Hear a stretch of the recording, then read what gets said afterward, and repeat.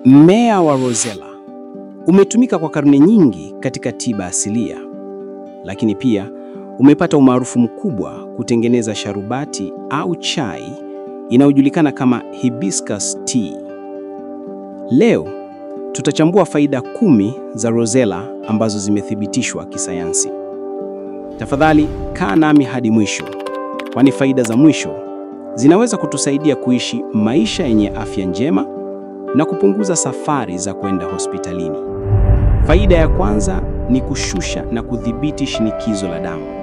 Utafiti unaonyesha kuwa rosella ina uwezo wa kipekee wa kusaidia kushusha shinikizo la damu kwa wale wanaokabiliwa na tatizo hili. Kunywa chai ya rosella mara 2 au 3 kwa siku husaidia kutanua mishipa ya damu, kurahisisha mzunguko wa damu mwilini. Hii hufanya moyo kufanya kazi kwa urahisi na hivyo kupunguza hatari ya matatizo ya moyo. Faida ya pili ni kulinda ini. Uchunguzi wa kisayansi umebaini kuwa rosella ina vioksidishaji antioxidants vyenye nguvu vinavyolinda ini dhidi ya uharibifu. Rosella husaidia kurejesha seli za ini na kuondoa sumu mwilini.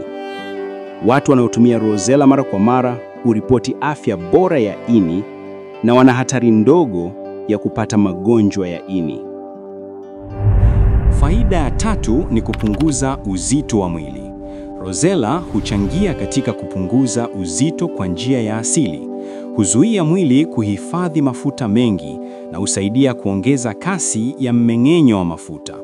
Utafiti umedhihirisha kwamba watu wanaokunywa chai ya rosella mara kwa mara hupunguza uzito kwa kiasi kikubwa ikilinganishwa na wale wasiotumia.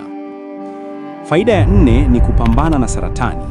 Watafiti wamegundua kuwa rosella ina misombo mikali inayoweza kuua seli za saratani. Rosella huzuia ukuaji na usambaaji wa seli za saratani mwilini. Hasa inasaidia kupambana na saratani za utumbo, matiti na damu. Ingawa rosella si tiba kamili ya saratani, ina nafasi kubwa katika kuzuia na kudhibiti ukuaji wa seli hizo. Faida ya 5 ni kupunguza kolesteroli mbaya mwilini. Rosella husaidia kupunguza kiwango cha kolesteroli hatari LDL na kuongeza kolesteroli nzuri HDL. Hii huweka mishipa ya damu safi na hivyo kupunguza hatari ya mshtuko wa moyo au kiharusi.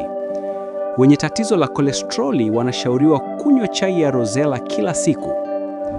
Faida ya 6 ni kuimarisha kinga ya mwili. Rosella ina kiwango kikubwa sana cha vitamin C pamoja na virutubisho vingine vinavyojenga kinga.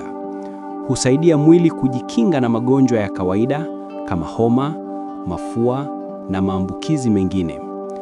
Wale wanaokunywa rosella mara kwa mara huugua mara chache na hupona haraka zaidi. Faida ya 7 ni kusaidia mfumo wa chakula kufanya kazi vizuri. Rosella ni dawa asilia kwa matatizo ya tumbo. Husaidia kuondoa maumivu ya tumbo, kupunguza gesi na kuboresha umeng'enyo wa chakula. Pia husaidia kupunguza kuhara na kubaki na tumbo lenye afya. Watu wenye matatizo ya mfumo wa chakula hupata unafuu mkubwa wanapotumia rosella. Faida ya 8 ni kulinda figo. Utafiti unaonyesha kuwa rosella husaidia figo kufanya kazi kwa ufanisi na kuzuia mawe ya figo. Rosella husaidia kuondoa sumu na uchafu mwilini kupitia mkojo. Pia hupunguza uvimbe wa figo na kuzilinda figo dhidi ya uharibifu. Hii ni muhimu sana kwa kudumisha afya ya muda mrefu.